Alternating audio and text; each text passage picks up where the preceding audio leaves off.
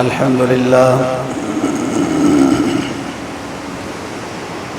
لله وكفى والصلاة والسلام على سيد الرسل وخاتم الأنبياء وعلى آله وأصحابه الذين أوفوا عهدا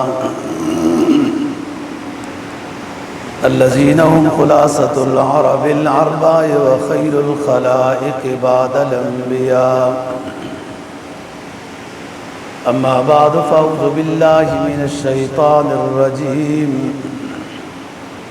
بسم الله الرحمن الرحيم. وإذا وقع القول عليهم أخرجنا لهم دابة من الأرض تكلمهم أن الناس كانوا بآياتنا لا يوقنون. قال النبي صلى الله عليه وسلم لا تقوم الساعة حتى تطلع الشمس من مغربها إذا طلعت من مغربها آمن الناس كلهم تابوا وآمنوا لا ينفع نفسا إيمانها.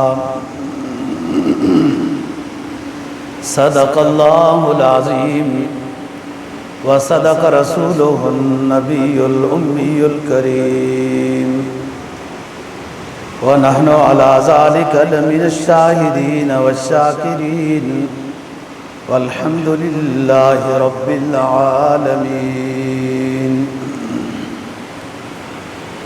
20واں پارہ سورہ نمل کی ایک آیت کریمہ تلاوت کی ہے اور جناب نبی پاک صلی اللہ علیہ وسلم کا ایک فرمان تلاوت کیا ہے جس کو امام بخاری نے روایت کی ہے. آیت کریمہ کا مفہوم یہ ہے وَإِذَا وَقَعَ الْقَوْلُ عَلَيْهِمْ، جب لوگوں پر قیامت کے وقوع کا فیصلہ ہو جائے گا. اخرجنا لهم دابة من الارض، ہم زمین سے ایک جانور کو نکالیں گے.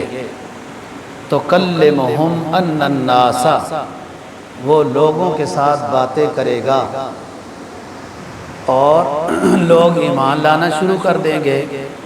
تو وہ کہے گا اس سے پہلے تو تم ایمان نہیں لاتے تھے جب تمہیں بتایا جاتا تھا. جو حدیث پاک تلاوت کی ہے اس کا مفہوم یہ ہے، آپ نے فرمایا قیامت قائم نہیں ہوگی مگر اس وقت جب سورج مغرب سے طلوع ہوگا. جب لوگ دیکھیں گے کہ سورج مغرب سے طلوع ہونا شروع ہو گیا تو سارے کے سارے ایمان لے آئیں گے، توبہ کرنے لگ جائیں گے، لیکن اس وقت کا ایمان لانا فائدہ نہیں دے گا. لا ينفع نفسا ایمانها لم تکن من آمنت من قبل او کسبت فی ایمانها خیرا. جب لوگ مغرب سے سورج کے طلوع ہونے کو دیکھیں گے سارے کے سارے ایمان لے آئیں گے، توبہ کرنے لگ جائیں گے.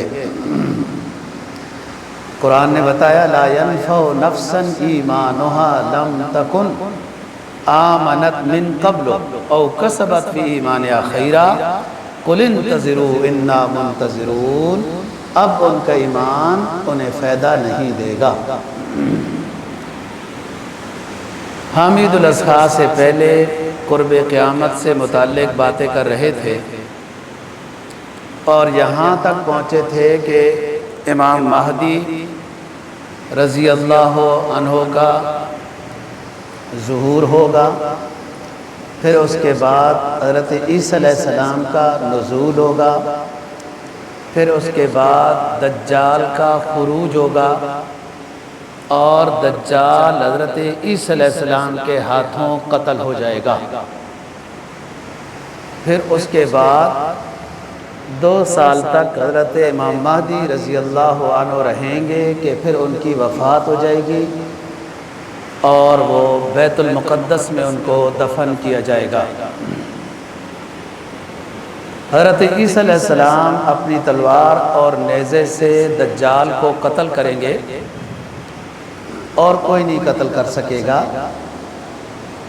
جب وہ ان کو دیکھے گا پگھلنا شروع ہو جائے گا، ڈر جائے گا، ان کا سانس وہاں تک جائے گا عیسیٰ علیہ السلام کا جہاں تک ان کی نظر جائے گی، اور یہودی مرتے جائیں گے۔ جب دجال کا قتل ہو جائے گا تو یہودی حضرت عیسیٰ علیہ السلام کے مقابلے میں ہوں گے۔ یہ وہ یہودی ہیں جنہوں نے دجال کا ساتھ دیا ہے۔ ہزاروں کی تعداد میں یہودی حضرت عیسیٰ علیہ السلام کے مقابلے میں آئیں گے، عیسیٰ علیہ السلام کے ہاتھوں سے قتل ہوتے جائیں گے، یہاں تک کہ عیسیٰ علیہ السلام کی مدد اللہ تعالیٰ کی ساری مخلوق کرے گی، اللہ کے حکم سے کرے گی۔ کوئی یہودی پتھر کے پیچھے چھپا ہوگا تو وہ پتھر بولے گا، عیسیٰ علیہ السلام سے یہ بات کرے گا کہ میرے پیچھے یہودی چھپا ہوا ہے۔ کسی درخت کے پیچھے اگر یہودی چھپا ہوا ہوگا تو درخت بھی بولے گا۔ کسی گھر میں، غار میں، بہرحال جہاں کہیں بھی کوئی یہودی چھپا ہوگا تو عیسیٰ علیہ السلام کو اطلاع ہوگی اور عیسیٰ علیہ السلام یہودیوں کو ختم کر دیں گے۔ دجال سے متعلق باتیں تفصیل سے ہو چکی ہیں۔ یہاں پر جو میں نے ابھی بات ختم کی ہے کہ عیسیٰ علیہ السلام یہودیوں کے خلاف جنگ کریں گے، جہاد کریں گے اور یہودی ختم ہوں گے، اس جگہ سے دوبارہ بات شروع کریں گے۔ اس سے پہلے ایک حدیث امام مسلم نے روایت کی ہے جو مشہور ہے تمیم داری رضی اللہ تعالیٰ عنہ کے نام سے۔ تمیم داری اپنے ساتھ 30 لوگوں کو لیتے ہیں، قبیلہ لخم اور قبیلہ جذام کے لوگ 30 کے لگ بھگ ان کے ساتھ بادبانی جہاز بڑی کشتی میں سوار ہوئے۔ یہ کشتی اتفاق سے مخالف ہوا کے حوالے ہو گئی اور اپنی منزل کو بھول گئے۔ 1 مہینے تک تمیم داری رضی اللہ تعالیٰ عنہ کی یہ جہاز، سمندری جہاز، بادبانی جہاز، سمندر کے موجوں کے تھپیڑوں میں رہا، منزل نہیں پتہ چل رہی تھی۔ 1 مہینے کی پریشانی کے بعد انہیں ایک جزیرہ نظر آیا سمندر میں۔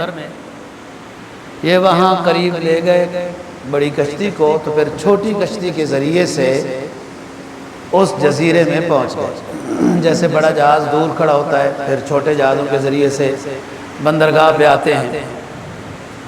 یہ وہاں گئے تو ایک جانور نما کوئی چیز ہے جو پورے جسم پر اس کے بال ہیں، سمجھ نہیں آتی کیا چیز ہے، باتیں وہ کرتا ہے۔ اس نے جب پوچھا تو اس نے بتایا، انہوں نے بتایا کہ ہم عرب ہیں اور یوں گم ہو گئے اور جزیرہ ملا ہے تو ادھر آ گئے۔ اس نے کہا میں جساسہ ہوں، جاسوس، تم قریب والے دیر میں جاؤ، قریب والے کمرے میں جاؤ، وہاں کوئی انتظار کر رہا ہے تمہارا۔ یہ وہاں گئے تو ایک عجیب سا انسان ہے، پتہ نہیں کیا چیز ہے، زنجیروں سے جکڑا ہوا ہے۔ سب سے پہلے اس نے پوچھا کہ تم کون ہو، کہاں سے آئے ہو؟ انہوں نے کہا ہم عرب ہیں اور کشتی سمندر کی موجوں کے حوالے ہو گئی، منزل بھول گئے، جزیرہ نظر آیا، یہاں پہنچ گئے، یہاں اس سے بھی زیادہ پریشانی دیکھ رہے ہیں۔ اس نے پھر چند 7 سوال کیے اس نے، وہ جو زنجیروں میں جکڑی ہوئی جو چیز تھی۔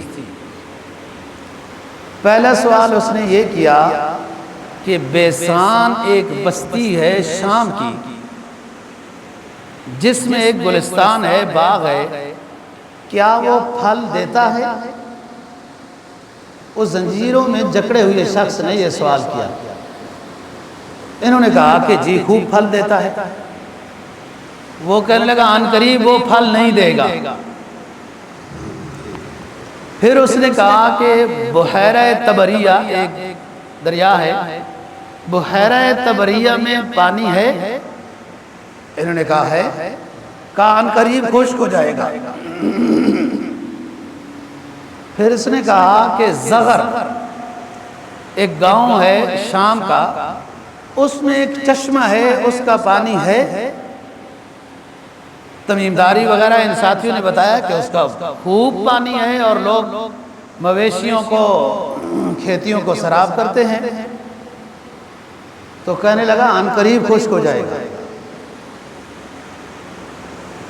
اب یہ بھی سہمے ہوئے ہیں کہ یہ عجیب چیز ہے۔ پھر اس نے کہا کہ نبی الامی کا ظہور ہو چکا ہے، آپ صلی اللہ علیہ وسلم کا، نبی آخر الزمان صلی اللہ علیہ وسلم کا ظہور ہو چکا ہے، انہوں نے نبوت کا اعلان کر دیا ہے۔ انہوں نے کہا جی کر دیا ہے۔ وہ 13 سال مکہ مکرمہ میں رہے، آج کل وہ مدینہ منورہ میں ہے۔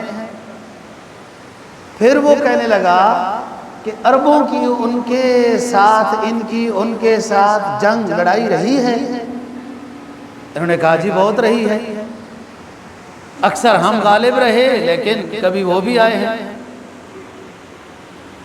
پھر وہ کہنے لگا کہ اس نبی الامی کی آج کل حالت کیسی ہے؟ انہوں نے کہا بہت اچھی حالت ہے، آج کل وہ مدینہ میں ان کا دارالخلافہ ہے اور سائڈوں میں ان کی حکومت بھی ہے۔ یہ سن 9 ہجری کی بات ہے۔ پھر اس نے کہا کہ لوگوں کی کیا پوزیشن ہے، لوگوں کا اس نبی آخر الزمان کے بارے میں کیا عقیدہ ہے، کیا تأثر ہے؟ تو انہوں نے کہا کہ اب ماشاءاللہ الحمدللہ لوگ نبی پاک صلی اللہ علیہ وسلم کی اطاعت کرتے ہیں، بات مانتے ہیں۔ یہ کہنے لگا جو زنجیروں میں جکڑا ہوا تھا کہ بالکل ٹھیک ہے، لوگوں کی کامیابی اسی میں ہے کہ اس نبی الامی کی کامل اطاعت کریں۔ یہ 7 باتیں ہوں گی۔ آخر میں اس نے کہا کہ اب میں اپنا تعارف کراتا ہوں، میں مسیح دجال ہوں، مجھے باندھا گیا ہے، ان قریب مجھے کھول دیا جائے گا اور میری 40 دن زندگی ہوگی، 1 سال کے 1 دن سال کے برابر، 1 مہینے کے 1 ہفتے کے، جو آپ سن چکے ہیں۔ یہ بات تمیم داری رضی اللہ تعالیٰ واپس آئے، رسول پاک صلی اللہ علیہ وسلم کو بتائی، تو آپ صلی اللہ علیہ وسلم نے پھر اعلان کرایا، لوگوں کو جمع کیا اور نیزہ ہاتھ میں لیا ہوا تھا اور زور سے آپ نے یوں اپنے منبر کے اوپر زمین پر مارا اور مسکرائے اور پھر فرمایا کہ جو دجال کے بارے میں تمہیں بتاتا رہتا تھا، آج دیکھو ہمارا ساتھی اس کو دیکھ کر بھی آیا ہے، اور یہ ساری حدیث آپ نے پھر بیان کر دی ہے۔ دجال شام اور عراق کے درمیان سے ظاہر ہوگا تو یہ ادھر ہی ہے، وہاں سے ادھر پہنچ سکتا ہے۔ ظہور کے بعد وہ اصفہان میں آئے گا، اس وقت اصفہان میں زیادہ یہودی ہوں گے۔ پھر ساتھ لے کے اس نے ساتھ یہ بھی کہا کہ میں مسیح دجال ہوں، ان قریب مجھے چھوڑا جائے گا، پوری دنیا میں گھوموں گا، سب کچھ میرے پاس ہوگا بطور آزمائش کے، لیکن مکہ اور مدینہ میں داخل نہیں ہو سکوں گا۔ یہ اس نے ان کو تمیم داری رضی اللہ عنہ کو بتایا۔ بہرحال یہ مکہ مدینہ کی قریب پہنچے گا۔ آپ حضرات وہ گزشتہ جمعہ پر بات ہم کر چکے ہیں، قتل دجال کے موضوع پر یہ بات آ چکی ہے۔ ایک بات اور، آپ صلی اللہ علیہ وسلم کے دور میں ایک شخص تھا، نوجوان سا، عجیب سی اس کی زہری حیت بھی تھی، اس کو حدیث نے ابن سیاد، بعد نے ابن سائد لکھا ہے۔ آپ صلی اللہ علیہ وسلم کے زمانہ حیات میں یہ مدینہ میں لڑکا یہ تھا، اس کی حالت، اس کی گفتگو، اس کا رہنا، اٹھنا، لیٹنا، بیٹھنا عجیب سا تھا۔ آپ صلی اللہ علیہ وسلم اس کے کوشش میں رہے کہ اس کے حالات سے پوری طرح واقفیت ہو جائے، یہ کیا باتیں کرتا ہے۔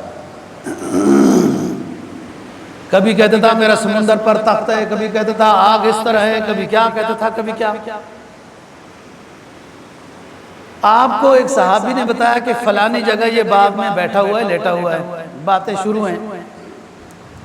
آپ صلی اللہ علیہ وسلم نے اپنے ساتھیوں کو لیا اور وہاں پہنچے۔ جب قریب پہنچے تو اس کی ماں نے اس کو بتا دیا کہ محمد صلی اللہ علیہ وسلم آ رہے ہیں۔ وہ چپ ہو گیا۔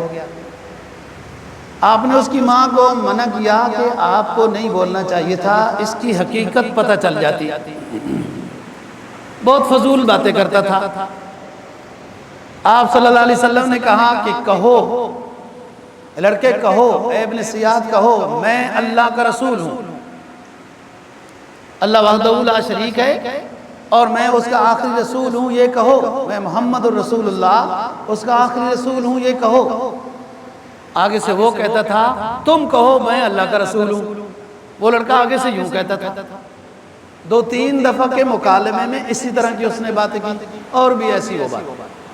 ایک دفعہ حضرت عمر رضی اللہ تعالیٰ عنہ ساتھ تھے، انہوں نے اجازت چاہی کہ حضرت یہ فتنہ بنے گا، آپ اجازت دیں اس کو میں ختم کروں۔ آپ نے فرمایا کہ نہیں، جب تک واضح نہیں ہوتا نظام اس کا، جب ہم آتے ہیں یہ خاموش ہو جاتا ہے۔ اگر یہ دجال ہے تو اس کو میں نے قتل نہیں کرنا، اور اگر دجال نہیں ہے تو بھی ہم نے قتل نہیں کرنا۔ پھر یہ حج پہ بھی گیا، پھر پتہ نہیں کہاں گم ہو گیا۔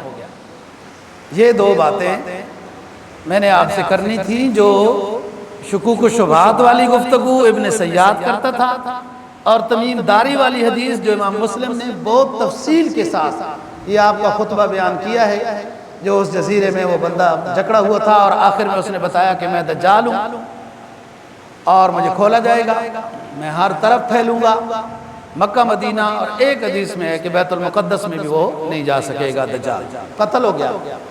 ہم گزشتہ جمعہ پر عید الاضحیٰ سے پہلے یہاں تک پہنچے تھے کہ عیسیٰ علیہ السلام نے دجال کو قتل کر دیا، اور حدیث میں آتا ہے کہ عیسیٰ علیہ السلام کے ہی ہاتھ سے یہ قتل ہوگا۔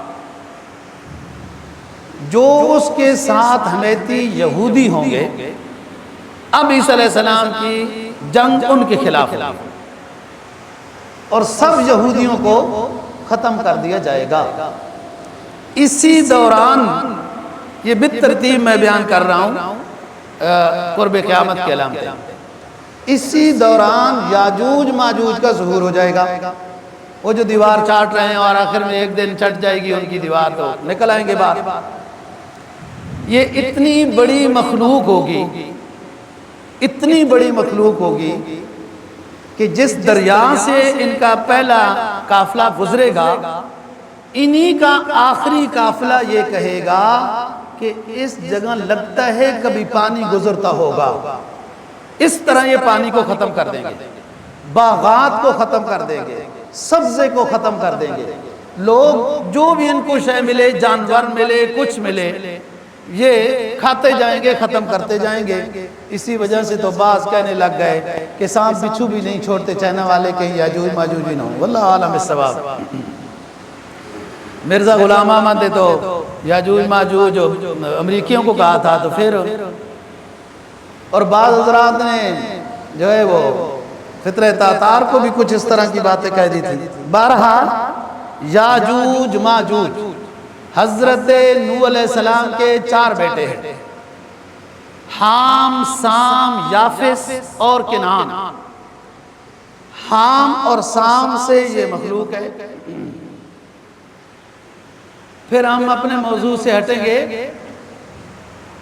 جو ہٹلر نے تباہی مچائی تھی، وہ جنگ آپ تاریخ پڑھ لینا، وہ جنگ حام اور سام کی تھی۔ سام اور حام کی جنگ تھی، تو کہ ہم نوح علیہ السلام کے اس بیٹے سے ہیں، وہ اس بیٹے سے ہیں، لہذا ہم نے ان کو ختم کرنا ہے۔ جو نوح علیہ السلام کا بیٹا کنعان ہے وہ مسلمان نہیں ہوا تھا اور وہ طوفان میں ہلاک ہو گیا تھا۔ جو نوح علیہ السلام کا بیٹا یافس ہے، اس میں سے یاجوج ماجوج ہے، اور اسی میں سے ترکی بھی ہیں، واللہ عالم کون سی ترکی۔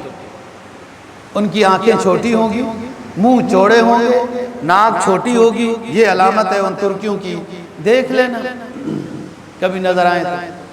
قرب قیامت میں ترکیوں کے خلاف جہاد ہوگا تو وہ ہو سکتا ہے انقلاب زمانہ، پتہ نہیں کیا ہوگا کیا نہیں ہوگا۔ اب ترکی اگر مسلمان ہے تو اس وقت پتہ نہیں کیا ہوں گے، واللہ عالم۔ جو ہم نے بات کرنی ہے وہ یہ کہ یاجوج ماجوج یافس کی اولاد میں سے بہت زیادہ تعداد میں ہوگے۔ جو حدیث میں آتا ہے نا کہ 9,999 جہنم میں جائیں گے، 10,000 میں سے 9,999 جہنم میں جائیں گے، 9,999 میں ایک جنت میں جائے گا۔ جہنم میں جانے والے اتنے زیادہ ہوں گے، صحابہ کرام پریشان ہو گئے کہ حضرت جنت میں جانے والے تو پھر بہت کم ہو گئے لوگ۔ فرمایا کوئی پریشانی نہیں، 9,999 یاجوج ماجوج کے ہوں گے، ایک انسانوں میں سے جو ہے وہ جنت، اور وہ سارے جہنمی۔ آپ اس سے اندازہ لگائیں کہ ان کی تعداد کتنی زیادہ ہوگی یاجوج ماجوج، اور ہر کسی کو کھاتے جائیں گے، پانی ختم کرتے جائیں گے، سبزہ ہو، جانور ہو، سانپ ہو، درندے ہو، جو بھی ہو، لوگ تنگ ہو جائیں گے، ان کا مقابلہ نہیں ہو سکے گا، چھپ جائیں گے۔ یہ اس کا قصہ سورہ کہف 16ویں پارے میں وَيَسْأَلُونَكَ عَنْ ذِي الْقَرْنَيْنِ قُلْ سَأَتْلُو عَلَيْكُم مِّنْهُ ذِكْرًا، اور ذو القرنین نے وہ دیوار بنائی وغیرہ وغیرہ۔ لوگ عیسیٰ علیہ السلام کے پاس آئے، ان کی دعا سے یہ مر جائیں گے، اور بددعا سے جب مر جائیں گے یاجوج ماجوج تو ظاہر ہے یہ میں نے بتایا بہت بڑی تعداد ہوگی، بڑے بڑے ہیکل ہوں گے، ان کے اتنے بڑے کان ہوں گے کہ ایک کان کو بستر بنا کر نیچے بچھائیں گے، دوسرے کان کو کمبل لگا کر اوپر سو جائیں گے، ایسی عجیب مخلوق ہوگی۔ تو پھر اسی طرح بدبو بھی آئے گی۔ پھر لوگ عیسیٰ علیہ السلام کے پاس حاضری دیں گے کہ حضرت آپ تو بدبو اور تعفن سے مرتے ہیں، تو پھر ان کی دعا سے پرندے آئیں گے، جو بڑے بڑے پرندے ہوں گے ان کو اٹھا کے سمندر میں پھینکیں گے، لیکن بو تو پھر بھی ہوگی کہ زمین پر اس کے اثر رہ گیا ہے۔ پھر بارش آئے گی اور پوری زمین دھو دی جائے گی۔ یہ فتنہ یاجوج ماجوج ہے جو ختم ہو گیا ہے۔ عیسیٰ علیہ السلام کی نزول سے بعد، آسمانوں سے نازل ہونے کے بعد 40 سال دنیا میں ان کو رہنا ہوگا۔ جب ان کی عمر 21 سال کی ہوگی، دجال قتل کر چکے ہوں گے، یاجوج ماجوج کو ختم کر چکے ہوں گے، یہودیوں کو بالکل ختم کر چکے ہوں گے، صلیب توڑ چکے ہوں گے، خنزیر کو ختم کر دیا ہوگا، کیونکہ خنزیر کسی شریعت میں حلال نہیں تھا۔ انہوں نے جیسے اور اپنی یہود و نصارہ نے اپنی اور شریعت کے مطلب جنازے اٹھائے نا جی، اور تحریف کر دیا ہے، تو ایسے اس کو بھی معبود چیز سمجھنے لگ گئے۔ اور ادھر عیسیٰ علیہ السلام ابن اللہ ثالث ثلاثہ، اور ادھر صلیب لگاتے ہیں کہ صلیب پہ چڑھا دیے گئے۔ بہرحال جب علم نہ ہو، جہالت ہو، تو جاہل کو پتہ ہی نہیں چلتا کہ ادھر کیا کہا تھا ادھر کیا ہوا۔ جیسے جھوٹے بندے کو یہ نہیں پتہ ہوتا کل کیا کہا تھا آج کیا کہہ رہا ہے، اسی طرح ان کی حالت ہے۔ صلیب کو ختم کر دیں گے، خنزیر کو ختم کر دیں گے، یہودیوں کو ختم کر دیں گے، یاجوج ماجوج کو ختم کر دیں گے، دجال قتل ہو جائے گا۔ 21 سال کی دوبارہ جو واپس آئے ہیں، 21 سال کی عمر میں قوم شعیب علیہ السلام سے ان کی شادی ہوگی، اولاد بھی ہوگی۔ اب دنیا میں ایک نظام امن آئے گا، یہ جو آخری ان کے سال ہے، سب مسلمان ہوں گے آہستہ آہستہ، کوئی کافر نہیں رہے گا، کینہ نہیں ہوگا، بغض نہیں ہوگا، حسد نہیں ہوگا، لڑائی نہیں ہوگی، حتیٰ کہ موذی جانور بھی غلامی کرتے ہوئے نظر آئیں گے۔ کوئی سانپ نہیں ڈسے گا، بچھو نہیں ڈسے گا، درندے کوئی نقصان نہیں پہنچائیں گے، لوگ آپس میں نہیں لڑیں گے، ٹیکس ختم ہو جائے گا، جہاد موقوف ہو جائے گا، ساری دنیا میں امن ہوگا، رزق کی فراوانی ہوگی، اناج خوب ہوں گے اور لوگ بڑے سکون کے ساتھ ہوں گے۔ یہ وہ زمانہ ہوگا، دنیا کا وہ ایک زمانہ ہے یہ کہ شروع میں کچھ تھا اور اب آخری دور میں ہوگا۔ آدم علیہ السلام کے ایک دور میں شروع میں یہ اس طرح ہوا، پھر ان کے بیٹوں میں شرک شروع ہو گیا تھا۔ اب عیسیٰ علیہ السلام کے ان آخری دنوں میں پوری دنیا میں ایک بھی کافر نہیں رہے گا، مشرک، بدعتی، فاسق، فاجر، قتل و قتال، کوئی ڈاکو، کوئی چور، ایک بھی نہیں رہے گا، سب امن و امان ہوگا، رزق کی فراوانی ہوگی، زمین غلامی کرتے ہوئے نظر آئے گی۔ پھر عیسیٰ علیہ السلام فارغ ہو کے حج کریں گے اور پھر مدینہ کی طرف تشریف لے جائیں گے۔ مدینہ میں تشریف لے جانے کے بعد وہاں قیام ہوگا، وہیں ان کی وفات ہو جائے گی، مسلمان ان کا کفن دفن جنازہ کریں گے، رسول پاک صلی اللہ علیہ وسلم کے روضہ مبارک کے اندر ان کو دفن کیا جائے گا۔ حضرت عیسیٰ علیہ السلام وفات سے پہلے ایک شخص کو اپنا خلیفہ بنائیں گے جس کا نام حدیث میں مقعد آتا ہے، لیکن وہ بھی چند کچھ عرصے بعد وہ وفات پا جائے گا۔ اب آہستہ آہستہ لوگ پھر وہ نسل جو مسلمانوں کی تھی آہستہ آہستہ فوت ہونے لگ جائے گی، بے دینی کا دور شروع ہو جائے گا، پھر بے حیائی عام ہوتی جائے گی، لوٹ گھسوٹ قتل و قتال عام ہوتا جائے گا، حتیٰ کہ لوگ خواہش نفس میں جانوروں درندوں کی طرح گدھوں کی طرح زندگی گزارنے لگ جائیں گے کہ بہت کم کچھ مسلمان رہ جائیں گے کہ اب بڑی علامات قیامت کی شروع ہوں گی۔ صفا پہاڑی پھٹے گی، اس میں سے جانور نکلے گا، اسی دورانیے میں مغرب سے سورج طلوع ہوگا، اسی دورانیے میں ایک دھواں آئے گا، لوگوں کو کچھ نظر ہی نہیں آئے گا، اسی دورانیے میں زمین دھسے گی 3 جگہوں سے، اور اسی دورانیے میں پھر ایک آگ نکلے گی یمن سے جو لوگوں کو آگے سے ہنکاتی جائے گی اور کوئی ایمان والا اس وقت نہیں ہوگا۔ واپس آئی سورہ دخان میں فرمایا فَارْتَقِبْ يَوْمَ تَأْتِي السَّمَاءُ بِدُخَانٍ مُبِينٍ 25واں پارہ۔ لوگوں انتظار کرو، ہمارے پیغمبر کی بات نہیں مانتے ہو، پھر انتظار کرو، یوم تأتی السماء بدخان مبین، کہ آسمان دھواں ہی دھواں ہو جائے گا، تو اس وقت تم پھر ایمان لاؤ گے؟ پھر ایمان فائدہ نہیں دے گا۔ جو قرآن مجید نے دابہ کا لفظ استعمال کیا ہے وہ 20ویں پارے میں فرمایا وَإِذَا وَقَعَ الْقَوْلُ عَلَيْهِمْ أَخْرَجْنَا لَهُمْ دَابَّةً مِّنَ الْأَرْضِ تُكَلِّمُهُمْ أَنَّ النَّاسَ كَانُوا بِآيَاتِنَا لَا يُوقِنُونَ۔ جب ہمارا فیصلہ ہوگا کہ قیامت واقعہ کرنی ہے، صفا پہاڑی پھٹے گی، اس میں سے ایک جانور نکلے گا، مطاف میں پہنچے گا، لوگوں سے باتیں کرے گا، اس کے پاس موسیٰ علیہ السلام کی لاٹھی ہوگی، حضرت سلیمان علیہ السلام کی انگوٹھی ہوگی، وہ باتیں کرے گا، مسلمان کے چہرے پر موسیٰ علیہ السلام کی لاٹھی سے نشان لگائے گا تو اس پہ مسلم لکھا ہوا نظر آئے گا، کافر کے چہرے کی طرف دیکھے گا تو اس پر کافر لکھا ہوا ہوگا، لوگ دھڑا دھڑ ایمان لانا شروع ہو جائیں گے، وہ کہے گا جانور کی باتوں سے تو ایمان لا رہے ہو، اللہ کے محبوب پیغمبر کی تعلیمات تمہارے سامنے آتی رہی، اس وقت تو ایمان نہیں لایا۔ کتنے بدبخت ہو، کائنات کا سب سے اونچا انسان جب آیا، اس کے جانشین آئے، اس کی احادیث اور قرآن پڑھ پڑھ کر تمہیں سناتے رہے، تم ایمان نہ لائے، آج ایک جانور جب بولنے لگا تو ایمان لانے لگ گئے ہو، لا یوقنون، اب تمہارا ایمان قبول نہیں ہوگا، کیونکہ اب وہ نشانی دیکھ لی، امر بالمشاہدہ ہو گیا۔ جب دابہ پھٹے گا یہ پہاڑ اور دابہ نکلے گا اور لوگ اس جانور کی بہت تعریف ہے، آپ پڑھ لیں، ہر جانور کی شبیہ اس میں ہوگی. جو دنیا میں جانور ہیں اس کی کوئی نہ، ہر جانور کی کوئی نہ کوئی چیز لے کے اس کے اندر رکھی ہوئی اور بہت بڑا ہوگا. پھر یہ وہاں سے نکلے گا، جمن وغیرہ کی طرف آئے گا، باتیں کرتا جائے گا، لوگ حیران ہوں گے، سر جھاڑتا ہوا جائے گا، مٹی گراتا ہوا جائے گا.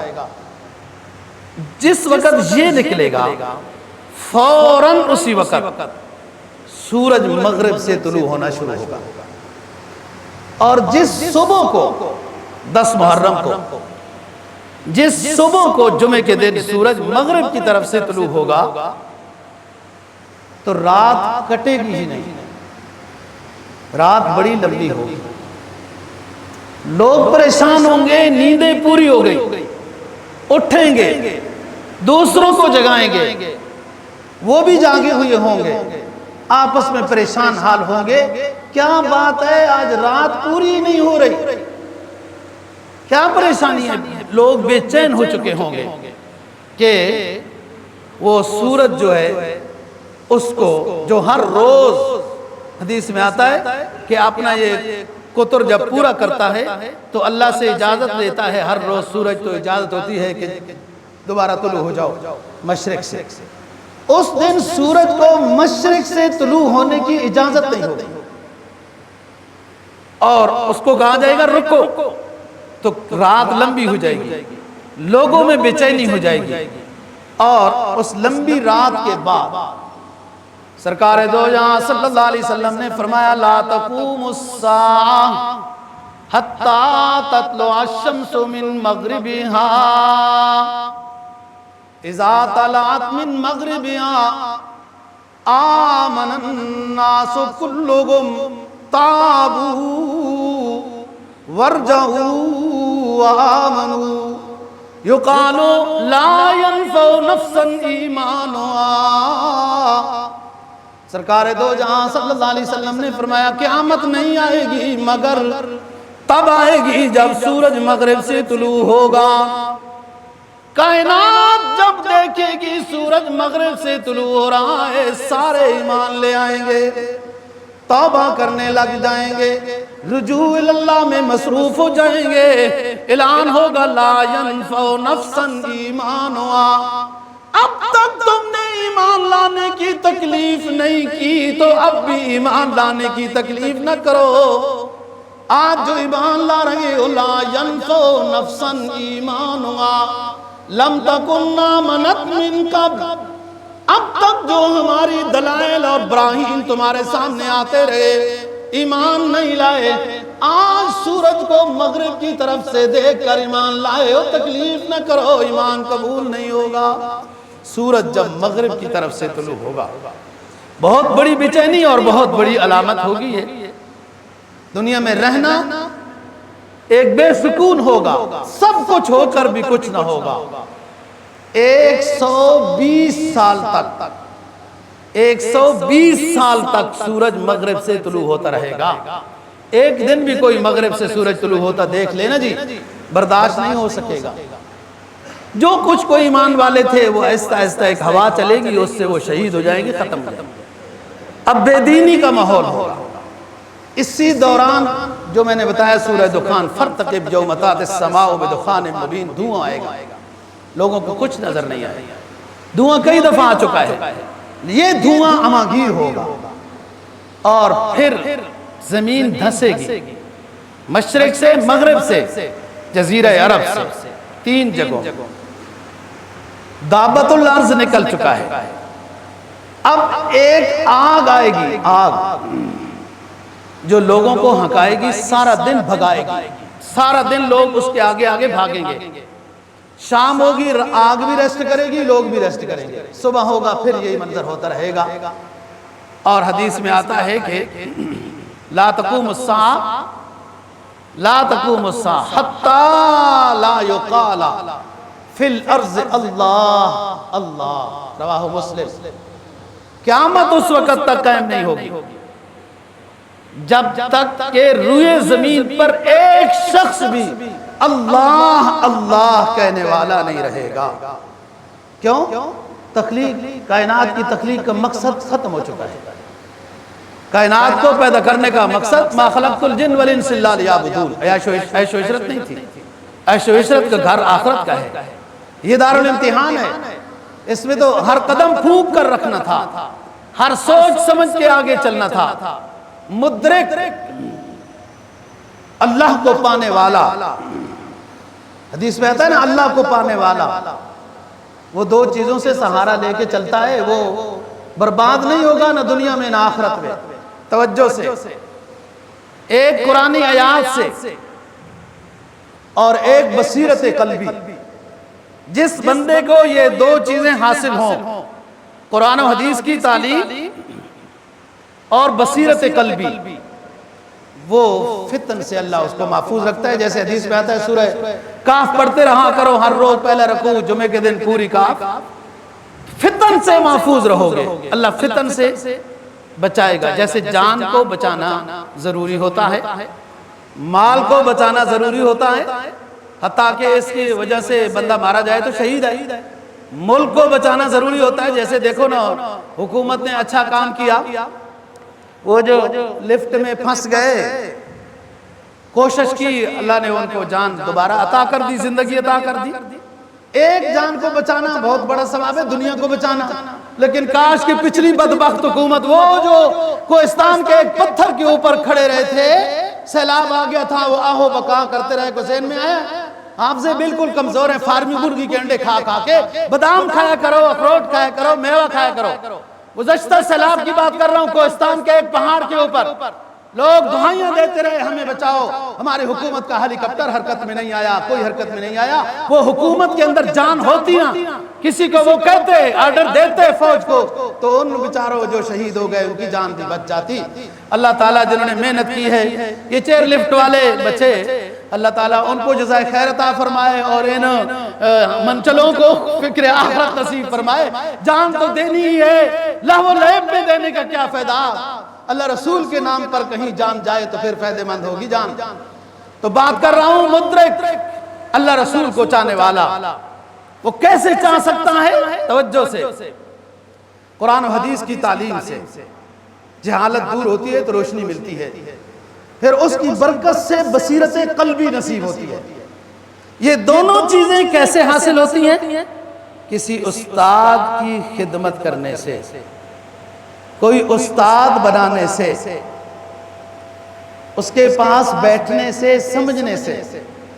محدثین کی ایک بات لکھتے ہیں کہ ایک بزرگ اللہ والے پڑھے لکھے بھی تھے، لیکن اس دوسرے لحاظ سے معرفت میں بھی بہت اونچے تھے۔ محدثین کے حلقے میں وہ بزرگ چپ کر کے یوں بیٹھ جاتے تھے، وہ محدث حدیث پڑھتا تھا، بہی قال حدثنا حماد قال حدثنا ابراہیم قال حدثنا، یوں پوری سند پڑھ کے قال اللہ قال رسول صلی اللہ علیہ وسلم وہاں تک پہنچتے، تو یہ پھر بزرگ یوں کہتے ہیں ٹھیک ہے، تو پھر وہ کوئی عیب پڑھتے تو یہ پھر زیادہ کہتے کہ ٹھیک ہے، پھر کوئی حدیث، جیسے بعض حدیثیں ضعیف موضوع وغیرہ بھی لوگوں نے گھاڑ لی ہیں، تاریخ دانوں نے اپنی مرضی کی تاریخ لکھی، جن کے ساتھ محبت تھی اس کے مطابق روایتیں گھڑتے گئے، جن کے ساتھ ناراضگی تھی ان کے خلاف گھڑتے گئے، اس طرح۔ اس لیے تو حدیث کو جانچ پڑتال بہت ضروری ہے۔ تو جو حدیث کوئی ایسی آتی جو مشکوک سی ہوتی، سند اس کی صحیح نہ ہوتی، تو بزرگ کہتے نہیں، حالانکہ کوئی ان کے سامنے کتاب یا مطالعہ یا ایسی کوئی چیز نہیں ہے، میں بصیرت قلبی بتا رہا ہوں۔ قلب کی روشنی کیا چیز ہے؟ وہ اللہ کی رضا سے ہوتی ہے، لیکن بندہ جب نیک اور متقی ہوتا ہے۔ لوگوں نے پوچھا اس بزرگ سے کہ حضرت صاحب یہ کیا بات ہے؟ جب حدیث پڑھتے ہیں آپ کہتے ہیں ٹھیک ہے، جب قرآن کی آیت پڑھتے ہیں کہتے ہیں ٹھیک ہے، جب وہ حدیث پڑھتا ہے تو آپ کہتے ہیں نہیں کہ موضوع ہے۔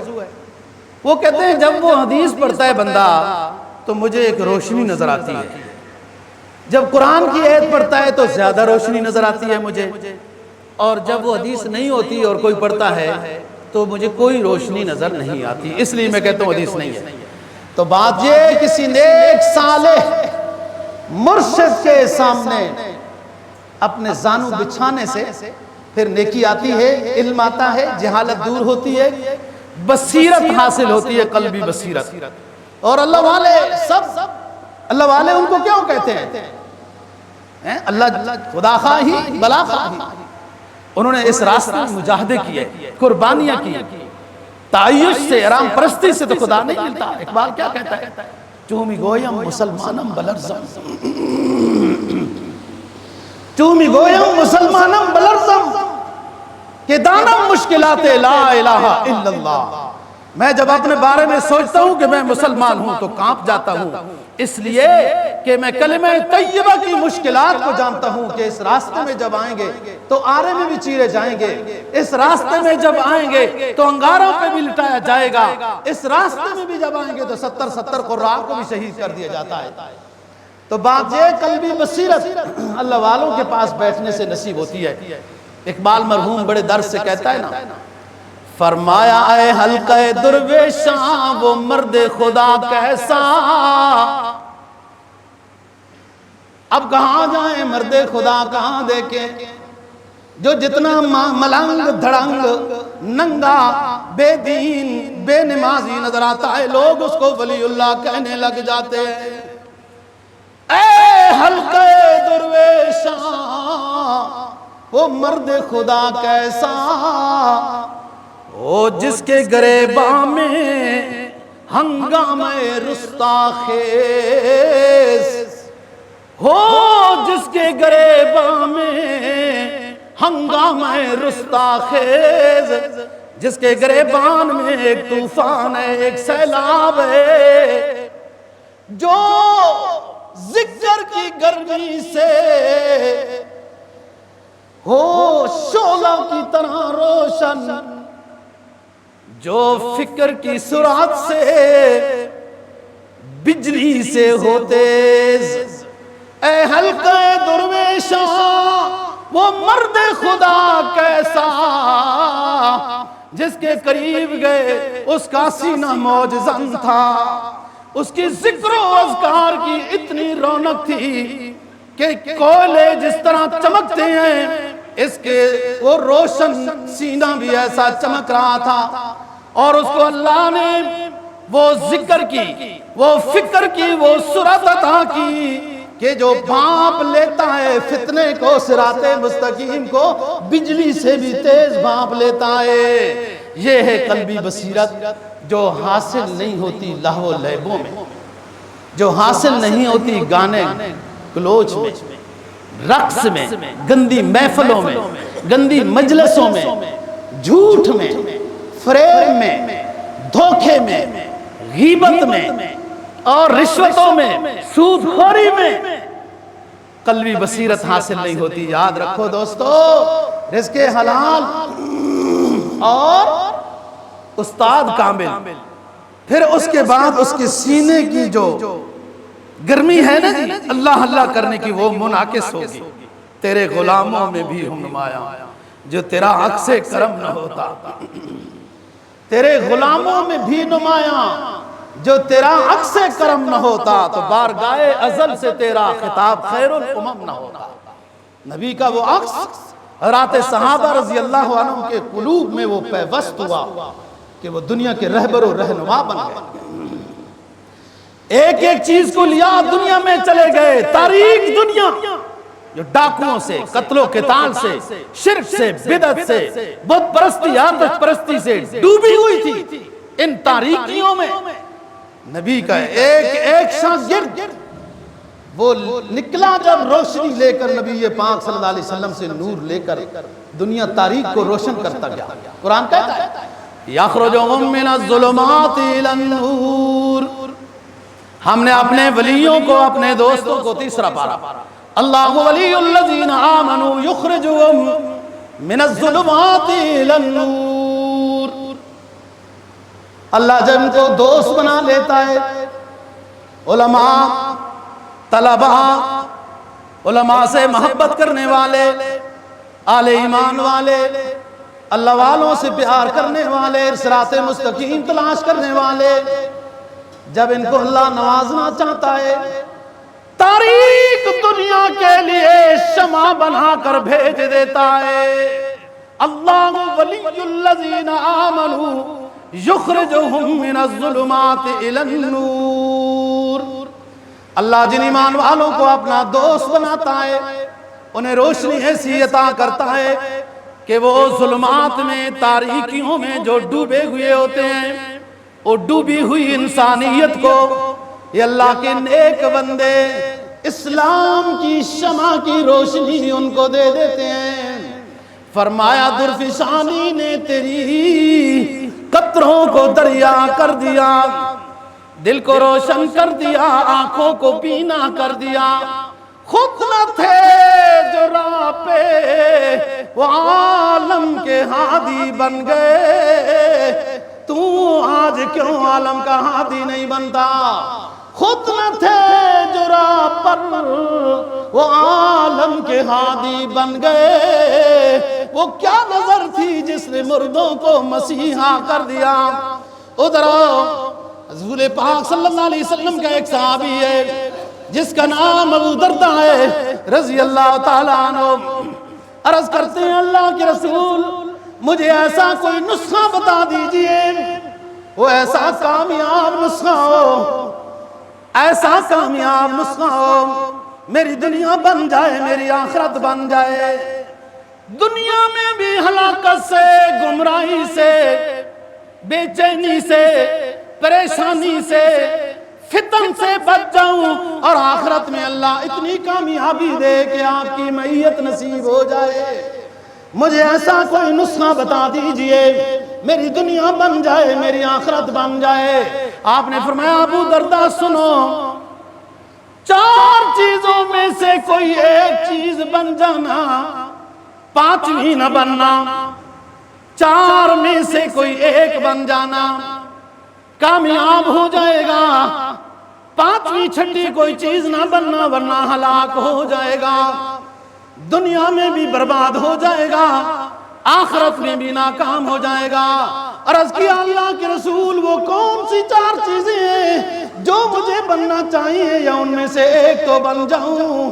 آپ نے فرمایا ہمارے لیے بھی یہی سبق ہے دوستو، فرمایا کن عالما او متعلما او مستمعا او محبا فلا تکن الخامس فتولک۔ عالم بن جانا یا متعلم طالب علم بن جانا ہے یہ مشکل کام، کبھی حکومت کی سرد گرم ہوائیں جھیلنی پڑتی ہیں، کبھی اپنے نمازیوں کی بھی ٹوکیں جھیلنی پڑتی ہیں۔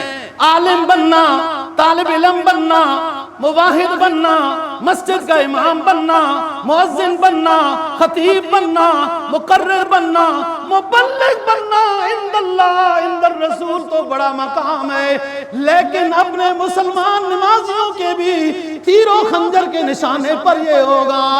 فرمایا عالم بننا ہے مشکل، فرمایا لِكُلِّ شَيْءٍ آفَةٌ وَلِلْعِلْمِ آفَاتٌ۔ ہر چیز کے حصول کے لیے پریشانی کا سامنا ضروری ہے، لیکن اگر علم دین حاصل کرنے چاہتے ہو تو پریشانیوں کے انبار لینے کے لیے تیار ہو جاؤ۔ یا عالم بنو، طالب علم بنو، یا عالم اور طالب علم کی بات سننے والا بنو، کنجروں کی باتیں نہ سنو، ڈھول مراسیوں کی گانے والوں کی مجلسوں میں نہ جاؤ، شرابی کبابیوں کی مجلسوں میں نہ جاؤ، گندی محفلوں میں نہ جاؤ، جہاں اللہ رسول کا کلام پڑھا جائے وہاں جا کر چپ ہو کر ساتھ بیٹھ جاؤ، اس کی رحمت کا دریا مچل جائے گا، اعلان ہو جائے گا لا یشقا جلیسہم، جو میرے بندوں کے قریب بیٹھتا ہے ہم اس کو بھی معروم نہیں کرتے۔ کن عالما او متعلما او مستمعا، یا کم از کم نیک لوگوں کی بات سننے والا بن، دیکھنے والا ان نیک لوگوں کے بن، ان سے محبت کرنے والا بن، ان کے ساتھ ان مدارس کے ساتھ تعاون کرنے والا بن، اس جماعت میں اپنا نام لکھوانے والا بن، ان میں سے کچھ بن تو کامیاب ہو جائے گا اے ابو درداء۔ اور اگر 5ویں چیز بنے گا جو آج کے دور میں بنی ہوئی ہے، لوگوں کو مزہ نہیں آتا جب تک کہ کسی اونچے نیک انسان کی وہ غیبت نہ کر لیں۔ میرا کہنا آپ کا سننا اللہ قبول و منظور فرمائے، دین کی سمجھ اور عمل کی توفیق نصیب فرمائے۔ وآخر دعوانا الحمدللہ رب العالمین۔